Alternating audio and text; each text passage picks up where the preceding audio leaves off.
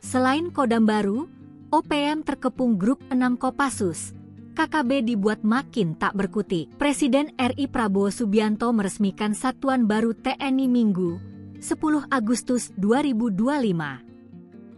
Di mana Prabowo membentuk 6 komando daerah militer, Kodam, dan 6 grup Kopassus, beserta beberapa komando lain di 3 matra TNI. Pembentukan itu menjadi sinyal bahaya bagi kelompok kriminal bersenjata, KKB, Organisasi Papua Merdeka, OPM.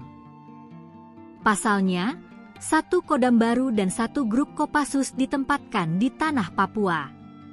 1 Kodam baru, yakni Kodam Siksif Mandala Trikora berpusat di Merauke, Papua Selatan. Sedangkan 1 grup Kopassus, yakni grup 6 berada di Timika, Papua Tengah. Penambahan tersebut membuat penumpasan OPM lebih fleksibel dan tak memakan waktu. Karena selama ini penanggulangan teror OPM bertumpu pada satgas yang diperbantukan dan pos militer wilayah itu. Dengan penambahan itu, jelas menjadi ancaman bagi OPM. Juru bicara Tentara Pembebasan Nasional Papua Barat, OPM, Sebbi Sambom, merespons kabar pembentukan grup 6 Kopassus.